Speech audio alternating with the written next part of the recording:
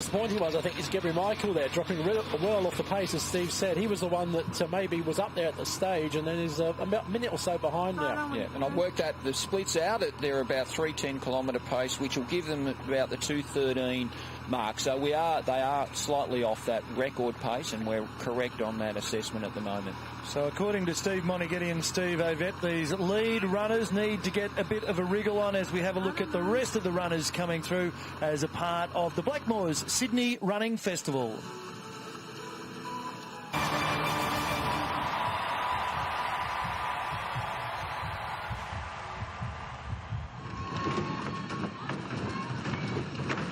This is the finish of the half marathon, so plenty of people coming in after the 21Ks and just getting to that finish line there, guys. And most of them look like, right, I'm there, I'm done. And when you get across to that finish line, it must be a great relief to actually see the Blackmores big banner there and the gantry.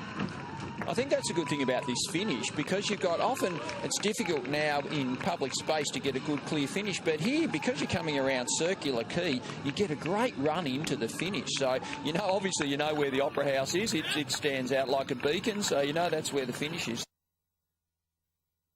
Beautiful way to finish both the half and the full marathon. The fancy dress is starting to creep into a lot of the runs. We just saw Superman finish there. He was just merely walking across the line rather than flying across. There he is. There he is. There's Superman. Thumbs up. No kryptonite for him today. He's pretty happy. So I wonder if he caught any villains on the way through the 21Ks. But it does add a real levity to it and a bit of fun. It would seem the mustard jar. Now we've got Superman. I think you want to pick your costume. I always wonder what they were thinking, some of the people in. Thought it was a good idea at the time. Well, Lloyd Scott, an old friend of mine, actually ran the London Marathon in a full diver's outfit. When I say diver's outfit, it was the big metal helmet, the big suit, the big lead shoes, the whole thing. He holds the record, I think, for the slowest ever marathon. So he raised a lot of money, though. He did. It was for charity. It was for a cancer. I reckon it was live on the news. They were following his progress because he wasn't going very far. I think it took him 5 days. Yeah. So he was on like the Wednesday news after the start on the Saturday. Yeah. You can see this is the marathon here as they work their way around some of the beautiful artistic sculptures and what has been a wonderful scenic vista for the runners to partake. And they've changed the course and made it a little bit flatter and more scenic. It is a beautiful course. You're not going very far without passing, some significant marks, some parks, some beautiful parts. Sydney is a beautiful city to run in, and to be able to enjoy it today in such great weather. How lucky are our athletes today? It works both ways too. If you're a local, you know the landmarks, you know where you are on the race. And if you're from overseas, you're coming, it's all new, it's all fresh. And so it works both ways in terms of holding your interest, doesn't it? Yes, and it's traffic free, so it's also good, which is unusual in Sydney nowadays. Here's more coming home in the 3.5 kilometre family fun run. How easy is that? Just getting wheeled across the line by mum. Yeah, taking it easy. Yeah. It is great that everyone from every age group, there you go, comparing. Righto, son, we did fairly well. Have a look at that. Some selfies. I think they had the video camera, and gee, certainly enjoying the day, carrying their phones with them, holding hands with families there. It's just the right distance for children, isn't it, though, really? Yeah. It holds their attention just enough, not too far, not too short, and they can have a sense of achievement when they finished it. Exactly. Okay, so we're just about to get back and we'll have a look at our leaders shortly. This is the family fun run. Well done. Powerade is available from within the Blackmores Recovery Village at the Powerade location. The Rocks in Sydney is the site of the first European settlement in Australia in 1788. A wonderful place for a rendezvous in those cobblestoned alleys, and the view from the Rocks is absolutely outstanding. Look at that, a selfie with a couple of lovely ladies in the Opera House in the background. Not that these leaders will have a chance to have a look at that beautiful view, but the Rocks, of course, a marvellous place, and in its early days, very, very popular. Still is now. Plenty of bars and clubs and great places to go and eat and dine. And here are the leaders going through Centennial Park, one of the world's great city parks. Go, 23K, so they're going I'm not sure if that's right, actually, but, well, they're into almost 1 hour into the I event. think there's 23k to go, isn't it? Yeah, to go. That'd be right. You get to an hour into the event. I think that's quite significant because you're over an hour. You know you're going to be 2 hours plus, but you really can't think about the finish until you get that first hour out of the way. So, I always reminded me of ticking that off. So what occupies your mind then at this stage? Because you've got the start, you've opened up a bit of a gap, you basically know who your opponents are and who's sticking with you at the moment. What occupies the mind for these runners over the next half an hour where they're just trying to keep their own rhythm, establish what they can do, but what actually goes through the brain box? Oh, you're conscious now of approaching halfway, so you're starting to think, really, halfway is exactly that. It's only halfway, and all of the lead-up, you've tried to spare as much energy and effort as you can, stay out of trouble, settle into the pack and realise who the main competitors against you are, and then, once you turn through halfway, you start saying, well, the race is almost beginning, to be honest. Yeah, you get the feeling, don't you, when you watch some of the international major races or world competition, you get the feeling that the halfway mark is the point where they all start thinking, right, I'm going to conserve myself as long as I can before someone really puts the pressure on, before someone really makes a break. Then I'm going to have to make a move. Got to go with it. Yeah. Lucky Mahali is the man in the black cap there, in the yellow, the number 10. He's from South Africa, 28-year-old, and we caught up with him earlier this week. My name is Lucky Mahali. I'm from South Africa, Johannesburg. It's the first time to be in Sydney. It's very beautiful, this place. I ran 2 marathons a year. So this is my second marathon. I ran the first one in February in Cape Town. Yeah, I train hard to this race, so I hope to run 2:10 to 11 on Sunday because, I want to improve my best PB on marathons.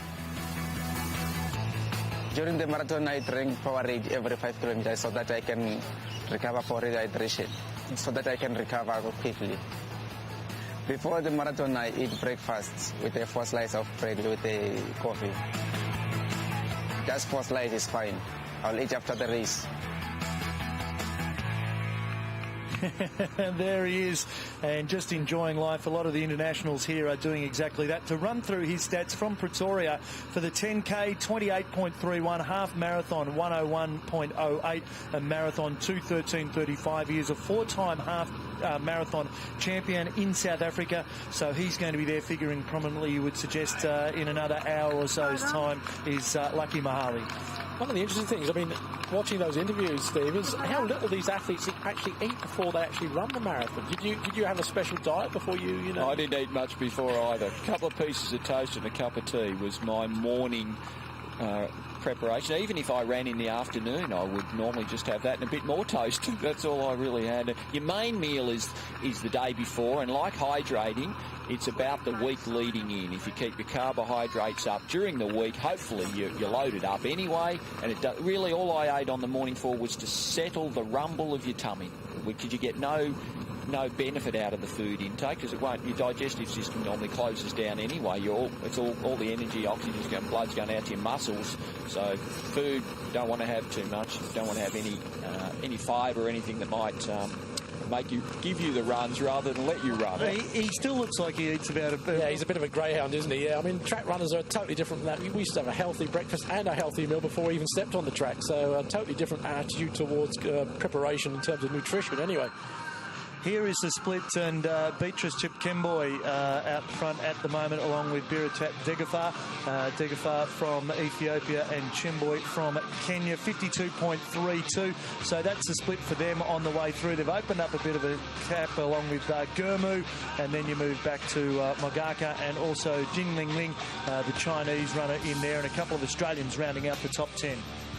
So 21 on to 206. So they're running fast. So they're at 2:30 marathon pace or quicker. So again, I think the females are really showing the men up. I reckon the females are on a pretty good pace. Mona's just taking his shoes and socks off to do that mathematical calculation. Is that right? He's just getting the hands and the fingers and the toes going. Well, we'll certainly get it confirmed through halfway in 20K, but I reckon they're going fast. This is Jared Charu here. I think was he dropping off the pace? I think he is some way back maybe. This is the lead He's in the chase group, I think. Yeah. We don't even need to know because we can look at his style and his technique and his head down. It's all over for him. He's having a bad day at the office today, so you can tell he's lost. He's definitely off that lead group. Okay, so Yared Sharu just battling over the hour mark. This is the leaders out in front at the moment. Yeah, and we certainly see there a lot more up and bouncing and very, very positive in their running. So one less to worry about in that lead group. We can go back downstairs. Lee Troop, who is a three-time Olympian, spoke with Bruce Notley-Smith before we got underway, one of our local politicians. I'm with member for Coogee, Bruce Notley-Smith, who's today's official race starter for the Blackmores Sydney Running Festival Marathon. Bruce, how exciting is that? Well, I've never started a race before, so I'm looking forward to firing the gun and seeing 4,000 of the runners head off on the marathon. Now, Sydney has attracted record numbers with international athletes from across the world that are here, and also with our elite race, we've got a great international contingent. What is the attraction that brings them here to Sydney? Well, we've actually got people representing 57 countries in the 35,000 people that are running across 4 events today. Sydney has turned on a beautiful morning this morning, and Sydney is arguably one of the most beautiful cities in the world, and these runners today are going to be running past some of the most iconic features in this city. They'll be running across the Sydney Harbour Bridge, through Centennial Park, through the centre of the city, finishing up at the Opera House. Sydney is... the New South Wales government is proud to be supporting this running festival because we believe that running the Sydney Marathon will one day rank with those events such as the Boston, New York and London marathons. Bruce Notley-Smith there, our local MP, the member for Coogee, and certainly putting his support, which is magnificent to have in there because the Sydney Running Festival, it's an international sporting and major events capital of Australia is Sydney, and the New South Wales government welcomes all athletes, competitors, participants and supporters to Sydney, Australia's global city, for the Blackmores Sydney Running Festival. Here is the finish line for the half marathon runners continuing to come over, and in the half marathon nearly 9,000 competitors making their way through the 21 kilometres. Yeah, so they're coming in thick and fast now. Some of them are suffering, but most of them are enjoying it. I think you can see that obviously not as hard as the marathon, but you can see guys just clicking their iPads and iPhones and watches and just checking the sort of times that they've done. Sometimes if it's warmer, the half marathon, because they're running faster, you see more distressed people often in the half, and it might be an event they might have stepped up from the 9K bridge run, so sometimes it's a big step to the half, but they all look like they're pretty well prepared today. So just careful not to overcook though in the warm conditions if you are going a little bit harder at that stage. Yes, you tend to run faster because it's, you think it's a half, I can run fast, and you might just overcook it a little bit early. There's a couple of girls happy to get across the line. Quite a lot have got the earpieces in, the music or the iPod certainly working hard. I think it's really, there's 2 distinct camps, isn't there? There's the music listeners and there's those that simply say, no, I want to talk and converse while I'm running. There are some events that ban them. They don't want it because you can't hear emergency vehicles and instructions around you. So it's become very accepted though. You see lots of people out training who will, and again, you should practice it, and if it works for you